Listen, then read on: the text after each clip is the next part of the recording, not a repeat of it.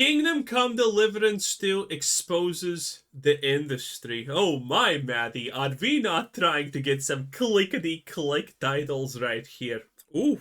Salutations, everybody. It is Maddie here today. Let's open up strong, shall we? KCD 2, Kingdom Come Deliverance 2, is an absolute experience.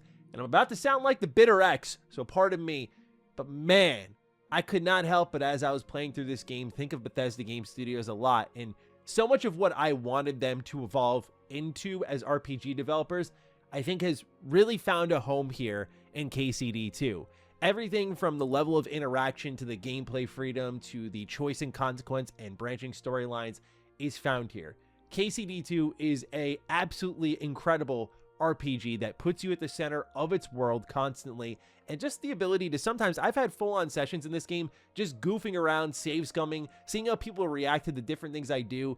This world is alive. But more than anything, the real star of this show, That's what people wanted, by the way. This is what people wanted exactly from this game.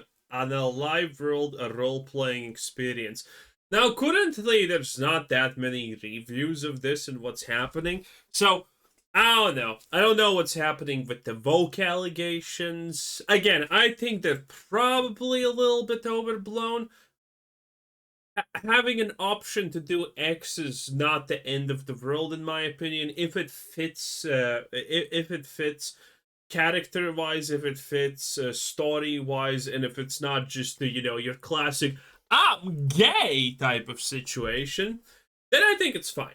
Now, admittedly, still don't know what's happening with that, but I have a feeling it's probably fine. is the massively improved storytelling.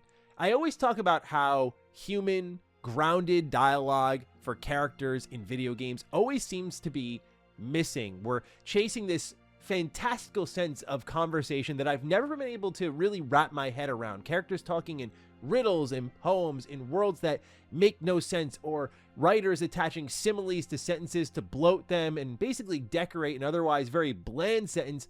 The art of writing has been missed for so long, but I feel like KCD 2's combination of stellar acting and grounded character dialogue has formulated characters that you're going to care deeply about. I say that with the utmost confidence because when I played KCD 1, I'm not saying it was a poorly written game or anything along those lines, but I was kind of indifferent to the whole cast outside of Hans Capon, who I thought was kind of entertaining, but it was more in the mildly amusing sense. It wasn't like this lasting impression that I know others got from those characters. But in KCD 2, I think it's a whole other ball game. Henry and Hans in this game are That is good. That means that the developers will learn from their previous wins, will learn from their previous losses, iterated in a good way. So, that sounds very nice. so good together. You know, it starts a lot like a TV drama where it's just innocent shenanigans in the early goings. Like, what will this duo get themselves into? But as the plot gets more real and the stakes raise, you start to care about the fate of these two and those who are connected to them more and more. And I know I said this in my preview, but Hans Capon is just stellar in this game, dude. Like, this guy, there has not been a character in a game that has made me laugh out loud genuinely as many times as this guy has. It is probably been since like South Park Stick of Truth, which I know is like a ridiculous level of comedy, and that's why it got a lot of laughs out of me. But like, it is that level of like, who wrote this man? Give them a raise. Like, the acting, the dialogue, it's brilliant. This guy is the star of the show. But I know I've showered him with a lot of praise. I want to make sure that Henry of Skalitz also gets his due. Henry is a lot more of a personable character this time around. He has more dimensions than, hello, I'm Henry from Skalitz. It's much more than that. This is a much more personal quest for Henry, right? It is a lot about his father's sword, but as the story progresses, more dimensions to these different relationships and his desires and his quest for vengeance are really added to that, and I think give him the added layers that he was missing in the first game. KCD 2 also That also sounds pretty nice, not gonna lie. Okay. So, every character has an increase in depth. The storytelling is better in general. Okay, okay. There's a lot of role-playing options. Currently, we're kind of looking at a real winner here, boys. Also embraces a new, scarcely used narrative angle where parts of the game are seen through another character's eyes, such as Godwin, to help bridge parts of the narrative together, as well as emphasizing in a natural way the important players in this vast world full of many, many characters. And side quests, as I documented in my preview, impressed me so much because of the narrative web that they weave. For these nearby characters don't just exist in the same world space, but actually know each other, have schedules, have homes that you can break into and steal stuff from, and they feel in turn truly alive. Okay, I'm not gonna lie, the classic memes about, oh, NPCs have homes and routes that they walk on is kind of getting a little bit dull and boring in my opinion, because again, we're talking about old Morrowind doing this shit, okay? It was normal. Yes, NPCs have homes, they do things at day, and they sleep at home at night. I mean, honestly, nowadays, I guess this is almost like a lost art of quality, so you should be happy about this, that they added it. You should be saying that's cool, because it is. But this is not a situation like this is like new, groundbreaking, never before done type of stuff. So much so that if you're, like in the first game, caught wearing stuff you stole from their place, you'll get reported to the guards and get arrested. But more than anything, what I think will stick, at least with my Guilty until proven innocent. I like this. audience, is the level of choice that KCD2 brings to the forefront. Like, Okay, now the level of choice is what I really want to talk about. How much choice are we talking about here? Is there an unskippable 2-minute gay cutscene? Is there a possibility to burn a woman on the stake because she dared to say anything bad against you, and you decided, haha, bitch, now you're burning, okay? Because these are the choices one must do. And also, a fun fact, this is how glasses looked back in the, prehistoric times. I'm praying to God, man, just please, game developers, study the quest design in this game, because I feel like Warhorse has laid it out in such a way, they almost make it look easy. Sometimes your quest step will be as simple as enter the castle. And you're like, okay, I just got to get in there. But Warhorse will provide you like 12 ways of getting into the castle. Do you want to steal a key? Do you want to sneak in, disguise your way in? Do you want to climb through the window in the top? Do you just want to fight your way in? And all of this allows you to embrace your curiosity and your creativity, and in a sense, okay, that is what I love. Multiple choice options. And you know what's my favorite multiple choice options? This is why I always speak so highly of Fallout New Vegas. It's because when you have multiple options of doing something, because, well, you're just supposed to do X, and X is as simple as enter house, but house be locked. What do now? And then you just find a solution. You try, you go around, talk to people, you figure out what you can do, and you don't even know if the solution that you found is actually the only one, the best one, the hardest one, or is this like a, thing that you're not supposed to find on usually, and you do it, and you get in, and you're like, yeah, I got in how I wanted. Not how the developers planned you did it, but how you want it, and I think that's important. to your memory, like, oh, I remember seeing, a really angry chef from the kitchen outside the castle. Maybe I'll go talk to them because they were displeased with something happening in the castle, and they'll be more motivated to break me in some way, shape, or form. And maybe that'll lead to its own little story, or at times, really, the story that's truly told is how you overcame the game's obstacles. But it always starts with that very basic, at least in premise, quest step. And the design of these quests is just so good because it's so freeform and open-ended, but not overwhelming. It doesn't pepper a ton of objectives on your map and say, go here, here, or here. It's more like, you just need to get in here, and there's a ton of ways you could do that. I wanted to shower the storytelling with praise to open things up, because this is my impression after not finishing the game.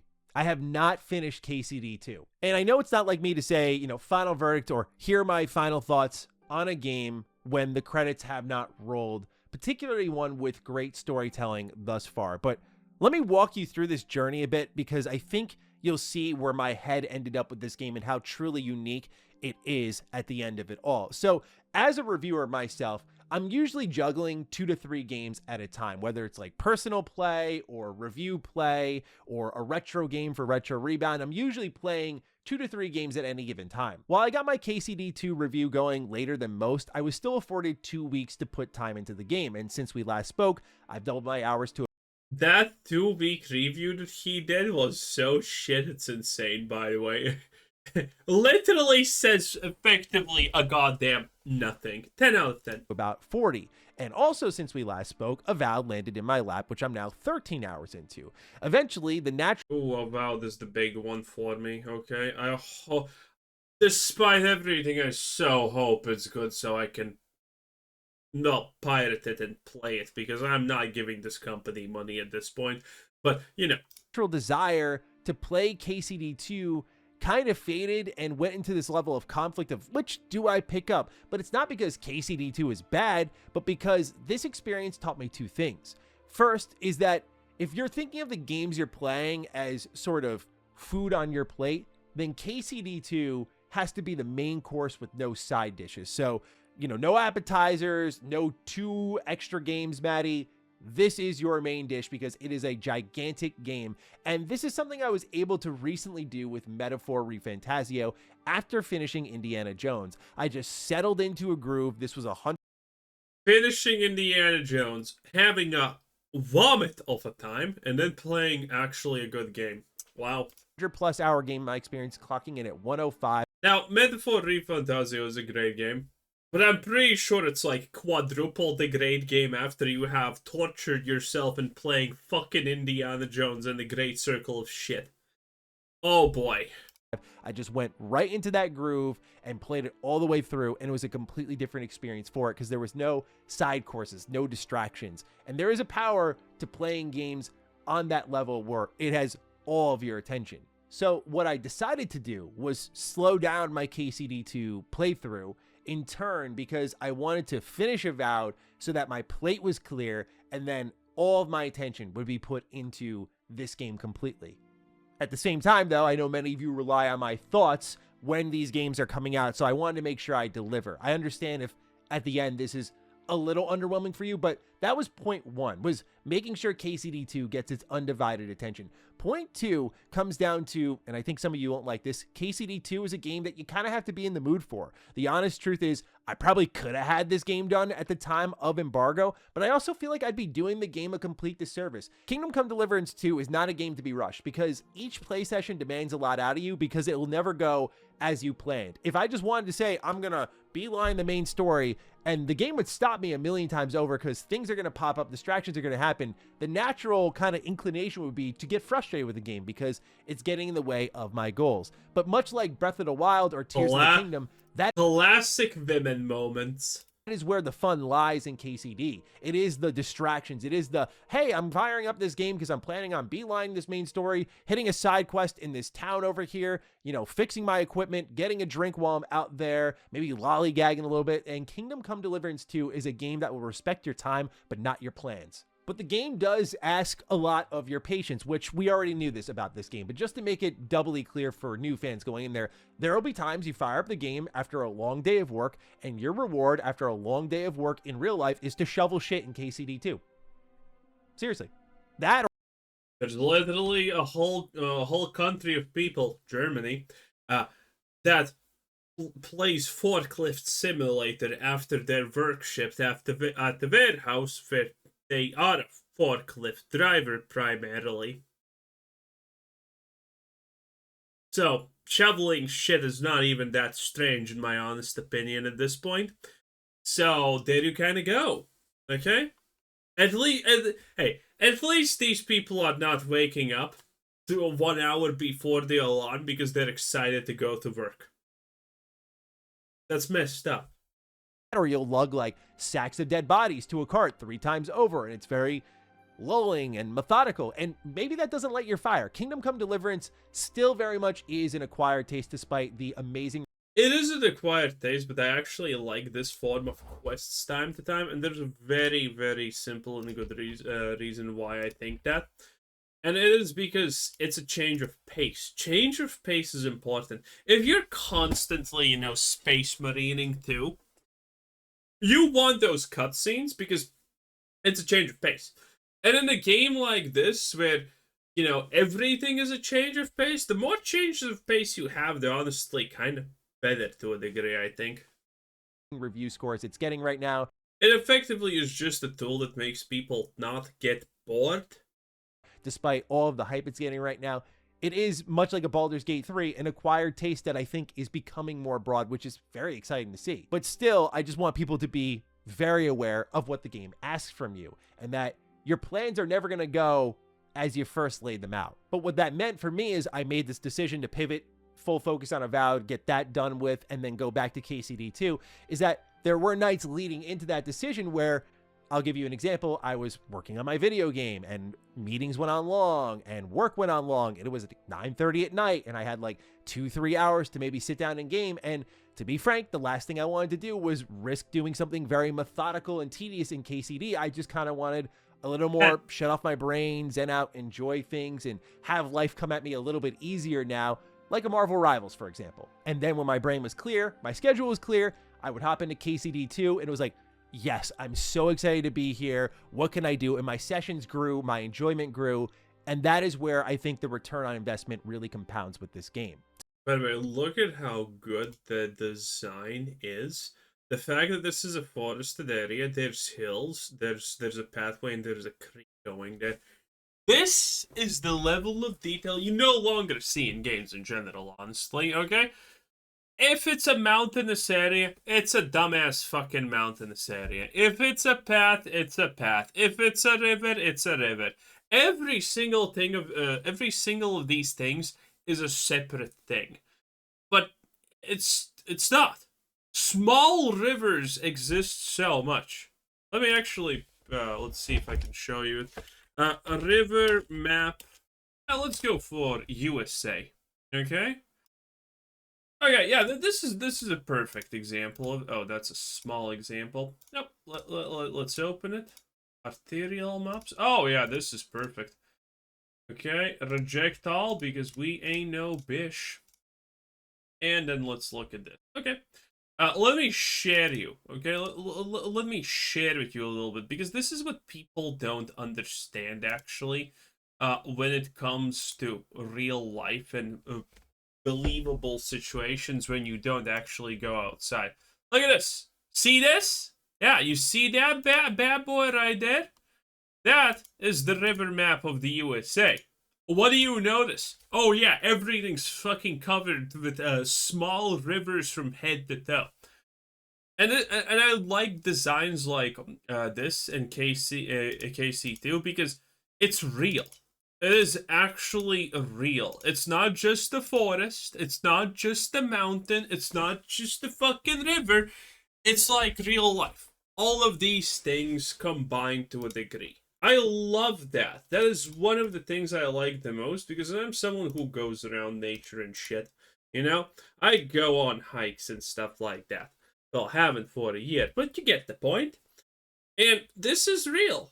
Investment really compounds with this game. So it's just something you, the purchaser, should be aware of. Kingdom Come Deliverance 2 isn't your typical black hole style game as the games industry describes it now. Your Roblox, your Fortnites, your Call of Duty Warzones, these kind of live service projects that will absorb your time, your attention, your money. That's usually where the black hole game is applied to, but KCD2 is a black hole on a whole other level. Way more content than the first game and way better at that. So simply put, if you're new, there's your warning. If you're a returning fan, you've likely already X'd out the video and ordered the game. So let's get more into the detailed part of things, breaking down what makes this game special beyond the improved storytelling I talked about earlier. I'd like to pick up with one of my criticisms that I left kind of hanging in my preview. That was about quest rewards. I talked about in that video how... Oh, these criticisms... Dude, if there's some criticisms I don't want to hear about, it's actually Maddie. His criticism are fucking shit. It is what it is. You're not gonna hear any good criticisms there. Anyway, that was Mr. Maddie Plays. 10 out of 10. Bye.